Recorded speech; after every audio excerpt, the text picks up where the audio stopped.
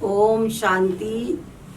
नए वर्ष में सभी भाई बहनों को प्यारे प्यारे बाबा की तरफ से, मेरी तरफ से सबको बहुत हार्दिक बधाई बधाई बधाई।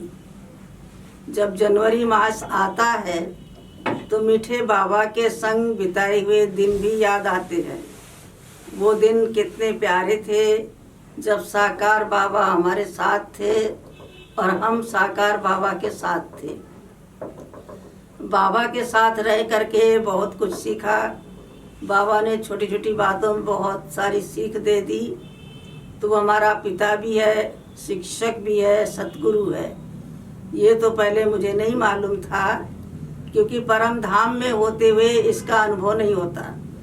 परमात्मा जब परम धाम में है तो हमारा पिता, शिक्षक, सतगुरु कैसे है उसका अनुभव नहीं हुआ। जब वो साकार में सृष्टि पर आया और हमारा उसके साथ संबंध हुआ, हम बाबा के बच्चे बने, बाबा ने हमको अपना बनाया, गोद का बच्चा, ब्रह्मा मुख वंशावली ब्राह्मण, तब मुझे मालूम हुआ कि पिता का क्या रोल होता है और किस प्रकार वो हमारा पिता बनता है। तो एक बार की मैं आपको घटना बताऊं कि मेरी तबीयत खराब थी और छोटे छोटे बदन में सीजन के होते हैं, गर्मी सर्दी के चेचक निकल आए। तो जो वो दाने निकले तो बाबा मुझे रोज गाय का दूध लेके और गुलाब जल मिला के उससे प्यार से स्नान कराते थे, छींटा डालते थे कि बच्ची को ठंडक लगे, गर्मी ना लगे और जल्दी ठीक हो जाए। तो एक माँ ही इतना कर सकती है। तो अनुभव हुआ कि वो मेरी माँ है और माँ ही सब कुछ प्यार से पालना दे सकती है। तो माँ तो प्यार देती है, पालना देती है, लेकिन जब संपत्ति की बात आती वो पिता देता है। इसी प्रकार से बाह्य सुख जो है वो पिता देता है, जो माँ नहीं दे सकती। मुझे गर्मी बहुत लग रही थी, गर्मी का दिन था। पांडव भवन का एक कमरा था जिसमें 7-8 खाट पड़े थे, उसी में मेरा भी था। गर्मी लगी और मच्छर लगे तो मैं बाहर चक्कर लगा रही थी बाबा के रूम के सामने। बाबा रात को 10 बजे थे, निकले बाहर, बोले बच्ची यहाँ कैसे घूम रही हो। मैंने कहा बाबा मुझे बहुत गर्मी लग रही है। उन्होंने कहा बच्ची होने दो, सवेरा आपका इंतजाम करा दूंगा। हिस्ट्री हॉल की नींव पड़ रही थी, दरवाजे खिड़कियां बन रहे थे और कारपेंटर लगे थे। उन्हों को बाबा ने कहा आज ये सारे काम बंद हो जाएंगे और मेरी बच्ची को गर्मी लगी तो उनके लिए खाट तैयार कर दो और टेंट लगा देंगे, जो बाहर में लगाएंगे अपने सामने, और बच्ची को ठंडी हवा मिलेगी, वहाँ रहेगी। तो शाम को रात भी नहीं होने पाई, पहले टेंट बन गया, खाट भी बन गई। बाबा ने इतने प्यार से किया कि एक राजा भी अपने बच्चे के लिए इतनी जल्दी क्या बनाएगा। तो इससे लगा कि देखो कैसे वो प्यारा पिता, परम पिता, परमात्मा, सुखदाता, किस प्रकार से ख्याल किया और बना दिया। तो पिता का अनुभव हुआ। फिर वो हमारा शिक्षक कैसे है, तो कई बातें जीवन में आई कि वो हमारा शिक्षक बना। एक बार बाबा ने कहा बच्ची क्लास के बाद हाथ पकड़ के जाते थे तो बाहर का एक कुत्ता आ गया सड़क का। बाबा बोले बच्ची इसको भगाओ। तो मैंने कहा बाबा इसको क्यों भगाएं, पांडवों ने कुत्ता पाला था तो आप भी पाल लीजिए। बाबा ने कहा बच्ची कौन सा कुत्ता पांडवों ने पाला था, ये कुत्ता नहीं पाला था। जो मेरे जो बच्चे हैं ना, कहते हैं कि कुत्ते के अंदर जो विशेषताएं है वो ईमानदार होता है, वफादार होता है, सब कुछ है, लेकिन उसके जो पूंछ है संस्कार की वो टेढ़ी होती है। 6 मास भी नली में रखो तो नहीं निकलेगी, सीधी होगी। इसी प्रकार मेरे बच्चे ईमानदार हैं, वफादार हैं, आज्ञाकारी हैं, फरमानबरदार हैं, निश्चय बुद्धि हैं, परंतु कुछ पुराने ऐसे कड़े संस्कार हैं जो वो कुत्ते की पूंछ की तरह टेढ़े हैं, टेढ़ापन है। तो वो है, उन्हीं को सुधारना है जो गॉड के बच्चे डॉग बन गए हैं। एक ये संस्कार सुधारना ये पांडवों के साथ थे, इसलिए इसको भगाओ। तो मुझे भी लगा कि बाबा इतनी अच्छी गहरी बात बता रहे हैं, ये शिक्षा तो कोई दे नहीं सकता। आत्मा परमात्मा सृष्टि चक्र का ज्ञान तो दिया ही, 3 लोकों का, 3 कालों का, पर ये बात जो बताया कि संस्कार पुराने हमारे वो टेढ़े हैं, टेढ़े को कैसे खत्म करें, वो पांडवों के साथ साथ रहे। तो इसी प्रकार से परम शिक्षक ने कई शिक्षाएं दी। एक बार बाबा ने कहा क्लास में मुरली के टाइम पर कि मेरे बच्चों में अभिमान ज़्यादा है, अगर अभिमान नहीं है तो वो पत्थर तोड़े हैमर लेके तो मैं समझूंगा कि वो निरहंकारी हैं। परमात्मा बाप ऐसा डायरेक्शन दे रहे हैं, बता रहे हैं, तो हम बहुत खुशी खुशी गए। बाबा खुश हो जाएंगे हमसे।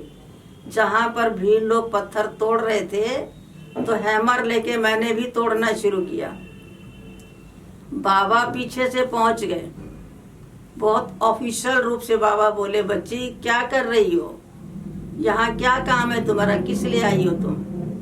तो मैंने कहा बाबा आप ही तो बोले थे कि हैमर से पत्थर तोड़ेंगे तब मैं समझूं कि देह अभिमान नहीं है, तो मैं वही काम कर रही हूँ। बाबा ने कहा नहीं बच्ची, अगर पत्थर तोड़ के देह अभिमान टूट जाए तो ये भीड़ लोग तो रोज तोड़ते हैं, इनका तो पहले टूट जाना चाहिए। ऐसे देह अभिमान नहीं टूटता है। बाबा की श्रीमत और बाबा की शिक्षाओं के अनुसार जो उसको धारण करते हैं और सम्मान में टिक करके काम करते हैं, उनका ही अभिमान टूटता है। तो पहले सम्मान, पीछे कोई कार्य, तब जाके देह अभिमान टूटेगा। तो अपने को निराकारी आत्मा समझो और बाबा जो सम्मान देते हैं उसको धारण करो। तुम त्रिलोकी नाथ की बच्ची हो और इन लोगों के साथ बैठी हो, तो अपने पोजीशन में कहाँ टिकी? तो अपने पोजीशन में टिक करके मैं किसकी बच्ची हूँ, तब ये कार्य करेंगे, फिर आपके देह अभिमान टूटेंगे। तो ये बाबा की तरफ से एक शिक्षा मिली। फिर वो हमारा सतगुरु कैसे है, सतगुरु का भी मैंने अनुभव किया। अमृतसर से कुछ साड़ियों की गांठें आई थी कि उस भाई ने भेजा।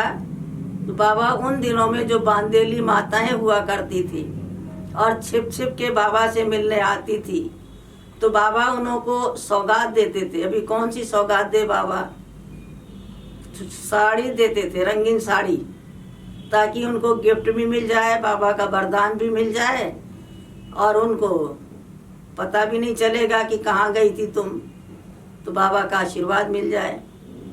इस तरह बाबा उनको गिफ्ट में रंगीन साड़ियाँ देते थे। तो मेरे सामने जब वो खोलने लगी तो संतरी दादी और लच्छू दादी थी, एक एक दिखाने लगी, बाबा ऐसा है, बाबा ऐसा है, ये साड़ी ऐसी है। तो एक एक वो निकालती गई और बाबा मेरे को पकड़ाते गए, बच्ची ये ले लो, बहुत अच्छी है, बच्ची ये ले लो। तो मैंने कहा नहीं बाबा, मुझे ये साड़ी नहीं चाहिए, मैं क्या करूँगी इसको? कहा नहीं, इसको ले लो। मैं ना करती गई। फिर लास्ट में एक साड़ी सिल्क की थी, क्रीम कलर की, और बहुत सुंदर गोल्डन बॉर्डर उसका बना हुआ था। बोले बच्ची ये ले लो, ये सतगुरु का पत्थर है। तो मैंने कहा बाबा मुझे नहीं चाहिए। फिर संतरी दादी ने मुझे थोड़ा आंख दिखाई, कहा इस समय बाबा का रूप क्या है तुमको पहचान है, फर्क है। बाबा सतगुरु के रूप में दे रहा है। तो ये सतगुरु का पत्थर यानी वस्त्र है, चोला है, जो बाबा ने एक वाक्य बोला कि बच्ची ये तुम ले लो, ये सतगुरु का पत्थर है, तुमको लाइफ में कभी भी वस्त्र की कमी नहीं आएगी, वरदान। फिर मैंने वो बाबा से लिया। जब ले तो लिया तो बाबा बोले बच्ची इसको कहाँ पहनोगी तुम? मैंने कहा बाबा कहाँ पहने? कहा अभी तो तुम मेरे साथ हो, बाप के घर में हो, और फिर तुमको मैं सेवा में भेजूंगा तो वहाँ स्टूडेंट होंगे, यहाँ विजिटर्स आते हैं, भाई बहन पार्टियाँ आती हैं। तो मैंने कहा फिर बाबा आपने दिया तो मैं पहनूं कब, कहाँ पहनूं? बाबा बोले बच्ची, क्योंकि बाबा को मेरे से कार्य लेना था, बच्ची ऐसा करना, किचन में सुबह चली जाना पहन के, और जो बड़े बड़े चूल्हे हैं, बड़े बड़े लकड़े जलाए जाते थे उस समय, तो वो काले हो जाते थे चूल्हे, मिट्टी के उससे साफ करते थे, पोतते थे। तो ये साड़ी उस समय पहनना जब चूल्हा पोतना हो। तो मैं जाती थी वो साड़ी पहन करके, तो उससे मैंने ये बात उठाई और कितना मुझे लाइफ में फ़ायदा हुआ कि वो मैं चूल्हा जब पोतती थी तो बिल्कुल जैसे राजा जनक के लिए कहते कि कटोरा में तेल लेके संत को भेजा कि देखो दीपक भी ना जले बुझे और एक बूंद तेल भी ना छलके, पूरी राज्य का चक्कर लगा के आओ। तो मेरी स्थिति एकदम विदेही। उसी प्रकार से कि चूल्हा हाथ से पोतना है, अटेंशन साड़ी में मेरा था कि बाबा ने जो साड़ी दी है वो गंदी ना हो, उस पर एक भी मिट्टी का छींटा ना पड़े। तो मैं बहुत अटेंशन से पोतती थी, जबकि चूल्हा इतना इतना ऊंचा होता था, मेरे गले तक चूल्हा होता था। तो इस प्रकार हम काम करना सीख गए कि कोई भी कार्य करो, मिट्टी का भी कार्य करो, तो वस्त्र जो है एकदम साफ सुथरा बना रहे। तो मुझे आज तक भी कभी कोई कार्य करने का, किचन का, भंडारे में, बड़े बड़े भंडारे में भी मेरे वस्त्रों पे कभी छींटे नहीं आए साग सब्जी मसाले के। तो बाबा ने हमको ये सतगुरु के रूप में वरदान दिया। बाबा बोले बच्ची तुमको सब काम आता है? मैंने कहा जी बाबा। तो जो मेरी आयु थी, जितनी आयु थी उसी हिसाब से मैंने जी बोल दिया। तो बाबा बोले बच्ची तथास्तु।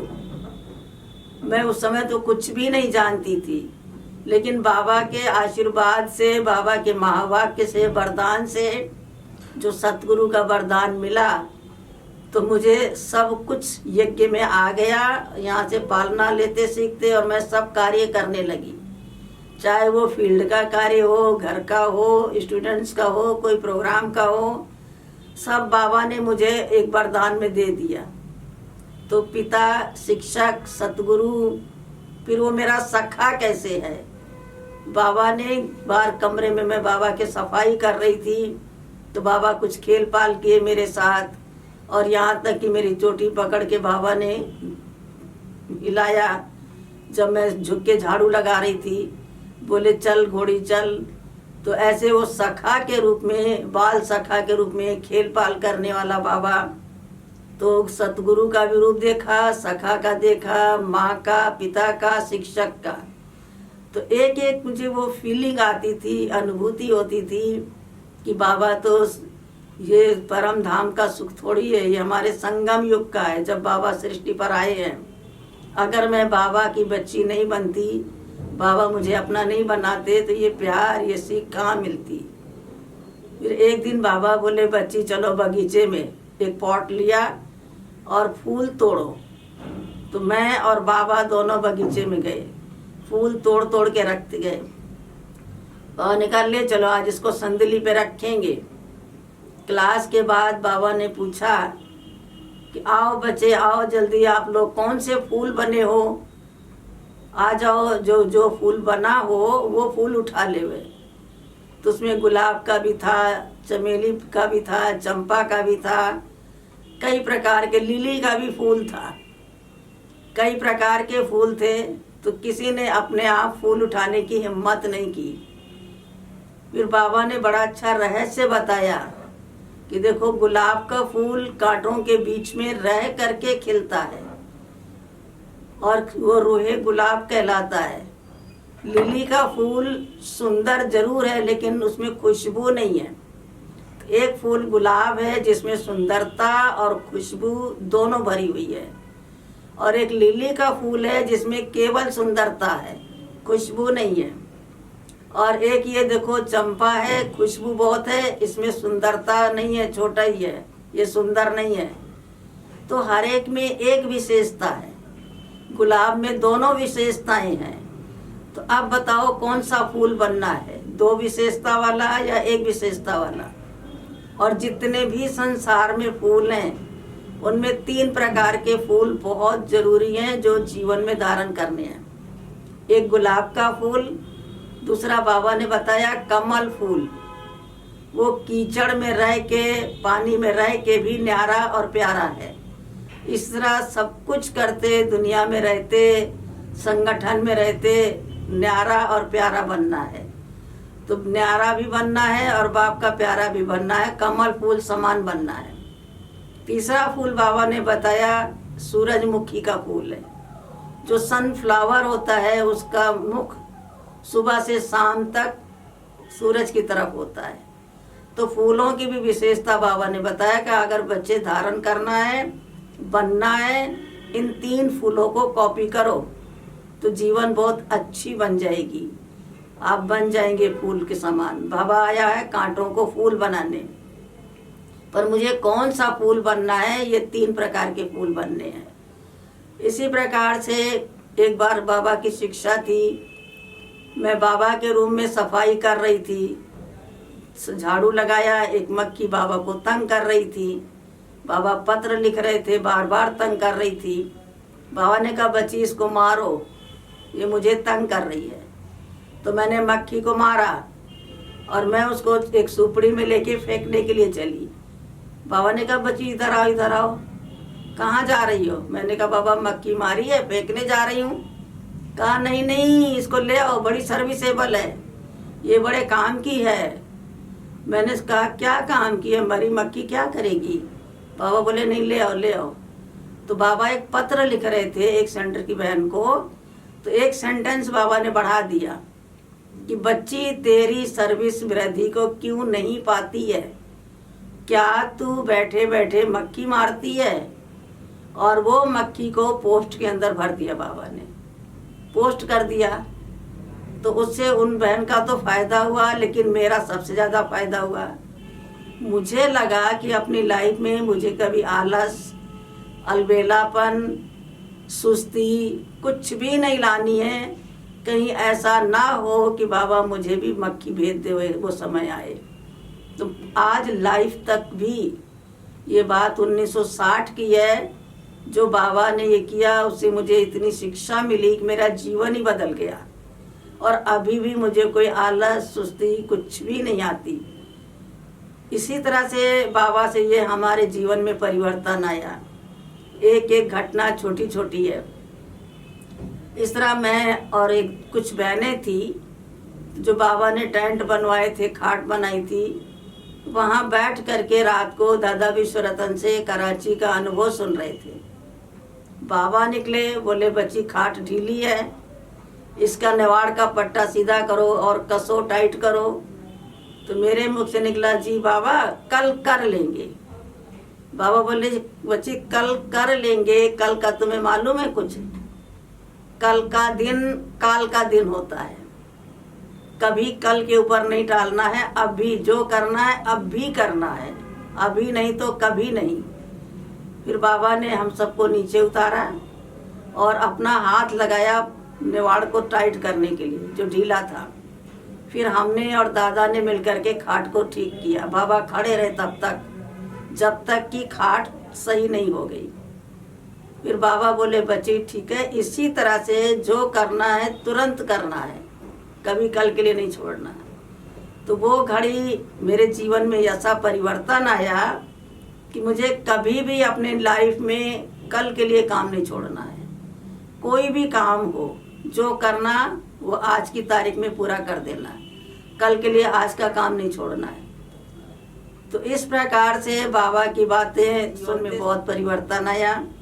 मैंने देखा बाबा कितना तो निरहंकारी है और बाबा कितना सिखाने वाला है। क्लास में एक बार बाबा ने बोले बच्ची आओ पेड़ा बांटो। तो बहनों की तरफ से एक बहन आए और भाइयों की तरफ से एक भाई आए और वो आकर के पेड़ा बांटे, टोली बांटे। तो जब भाई आया तो बाबा ने कहा बच्चे रुको, अभी टोली को हाथ नहीं लगाओ, अभी रुको। अगर 6 महीना से गुस्सा नहीं किया है तो टोली बांटना। और जो माता उठ के आई थी उसको बाबा ने कहा बच्ची अगर 6 महीना से रोया नहीं है तो टोली बांटना। बाबा को मालूम है कि माताओं बहनों की कमजोरी है आंसू बहाना, और भाइयों की कमजोरी है गुस्सा करना, रोब में आना। तो ये घटना बाबा ने फिर क्या किया, वो दोनों तो खड़े रहे, पेड़ा उठाया और ऐसे सब क्लास को किया। तो मैं छोटी थी, जल्दी जल्दी फटाफट मैंने 5 पेड़े इकट्ठा किए। जिनका 5 पेड़े इकट्ठा किए तो एक तो मेरे हक का हुआ, 4 और एक्स्ट्रा लिया। मैं बहुत खुश कि मैंने 4 पेड़े और ले लिए। बाबा ने कहा बच्ची इधर आओ, कितने पेड़े उठाए? मैंने कहा बाबा 5। बाबा ने कहा ये उठाया अच्छी बात है, कैचिंग पावर आपकी अच्छी है, लेकिन ये 4 पेड़े दूसरे का हक है। भाई बहन जितने हैं गिनती का पेड़ा है, सबका एक एक है।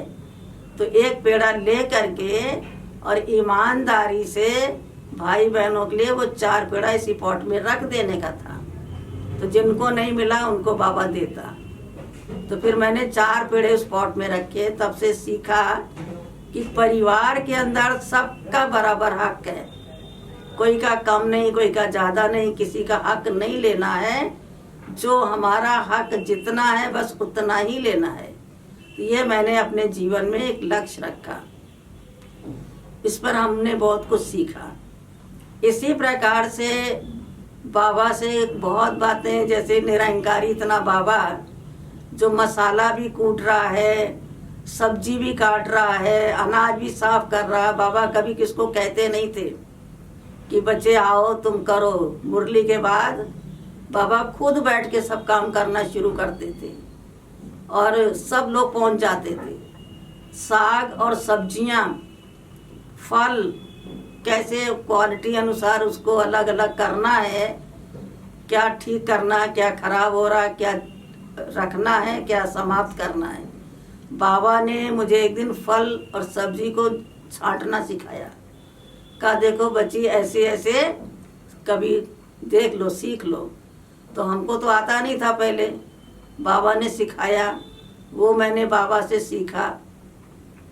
बाबा से बहुत सारी बातें सीखी धीरे धीरे, और देखा कि बाबा के लिए ना कोई गरीब, ना अमीर, ना साहूकार, ना पढ़ा ना लिखा, कोई भेदभाव नहीं था। बाबा के लिए सब समान थे, कोई भी हो कैसा भी हो। तो बाबा थे। बाबा तो निराकारी स्थिति का भी अनुभव कराते थे कि बच्चे कोई काम करो अशरीरी होके करो, कभी तुम्हें फिर दे अभिमान नहीं आएगा। तो अशरीरीपन का सिखाया। और बाबा की लाइफ में मैंने देखा कि बाबा निराकारी होते, निर्विकारी कैसे है। एक बार हमारा छोटा लौकिक भाई जो शिव कुमार भाई पांडव भवन में आजकल दिल्ली में है, उसके हाथ से कांच का गिलास टूट गया। बाबा ने बुलाया, बच्चू सुना है तुमने गिलास तुमसे टूटा है? कहा जी बाबा। तो कहा अच्छा कैसे टूटा? कहता बाबा आप खड़े रहिए और मैं अभी बताता हूँ कैसे टूटा। वो जा करके दूसरा गिलास उठा के लाया और बाबा के आगे ऐसे छोड़ दिया और गिलास तोड़ के दिखा दिया। बोला बाबा ऐसे टूटा मेरे हाथ से गिर करके। अभी घर में होते लौकिक माता पिता होते तो गुस्सा भी करते, डांट भी लगाते, शायद थप्पड़ भी लगाते कि एक तो टूटा था दूसरा तोड़ के दिखा रहा है। लेकिन बाबा कितना जो है निर्विकारी है, जरा जोश भी नहीं आया, आंख भी बाबा ने नहीं दिखाया। बाबा ने बोले बच्चा ये तो प्रैक्टिकल करके दिखाने वाला है, ये थ्योरी वाला बच्चा नहीं है। और ये महावाक्य उसके लिए वरदान बन गया कि सब कार्य प्रैक्टिकल करने वाला है। इसी प्रकार से देखा कि बाबा कैसे उत्साह भरते थे, कभी गुस्सा नहीं करते थे, नहीं तो कोई और नुकसान हो जाए। गौएं थी, गौशाला में एक नई गाय और आ गई, भील का सबने दिमाग खराब किया। बाबा के पास धन बहुत आया है, देखो एक गाय आ गई, तुम 100 रुपया मांगो तनख्वाह। तो उसको 50 रुपया पगार दी जाती थी, वो कहता हम 100 लेंगे। दादानंद किशोर ने समझाया, बोला कुछ नहीं हम 100 लेंगे। कहा नहीं 25 ले लो। फिर वो उस भाई को बोल करके चला गया। उसकी आयु 12 साल की थी कि कल से मैं गऊओं को संभालने नहीं आऊँगा। बाबा को बताया कि बाबा कल से वो नहीं आएगा। बाबा बोले बच्चू तुमने देख लिया ना कैसे गाय संभाली जाती है? जी बाबा। तो उसका ऐसे जाके तुम संभालो। ये 100 रुपया यज्ञ का बचाओ, ये तुम्हारे भाग्य में जाएगा। 100 रुपया जो उसको देते, इससे तुम्हारा भाग्य बनेगा। समझो तुमने 100 रुपया भंडारी में डाला है, कमा के बचा करके। फिर उसने गायों को चारा दिया। बाबा बुलाए, पूछे बच्चे दिया? कहा जी बाबा। कैसे दिया? कहा जो दूध देती है उसको ज़्यादा चूनी दिया, और जो कम देती उसको कम दिया, और जो नहीं देती उसको केवल भूसा दिया। कहा नहीं बच्चे, जो दूध नहीं दे रही है वो भविष्य में दूध देगी, तो उसको कमजोर कर देगा तू भूसा खिला के, तो भविष्य में दूध कैसे देगी? इसलिए तुम बराबर सबको चुनी दो, किसी के गाय के साथ ये भेदभाव नहीं रखो। वो उसने फिर देना शुरू किया। फिर बाबा बोले बच्चों तुम दूध निकाल सकता है? तो भील लोग सभी गैयों का दूध निकालता था। बोला जी बाबा, हाँ जी बाबा। और गया, छोटे छोटे हाथ और दबा के हाथ से ना निकालना दूध, सारी गैयों का 1 बाल्टी दूध निकाल पाया। जब ले करके आया तो बाबा बोला इतना लाया हूँ।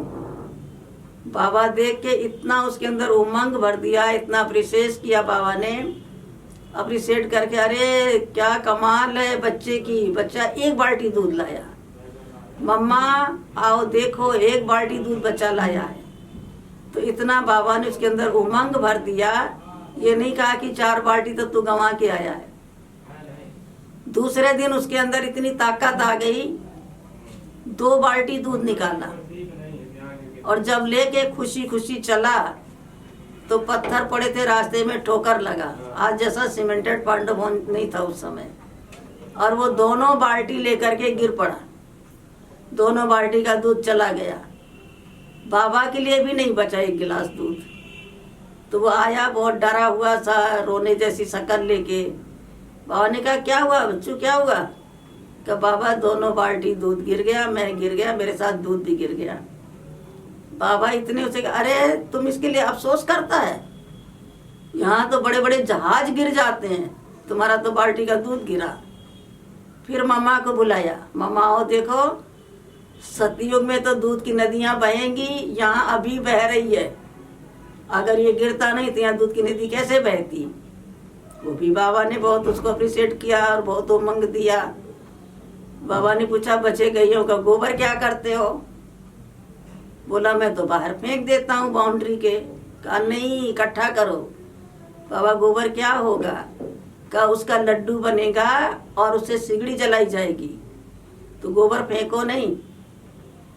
मैं तो बाबा जानता नहीं हूँ लड्डू बनाना, भाई बोला। बाबा ने कहा तुम गोबर को इकट्ठा करो, कोयले की राख मिला करके उसका चूरा लड्डू बनाएंगे, तो मैं आके सिखाऊंगा।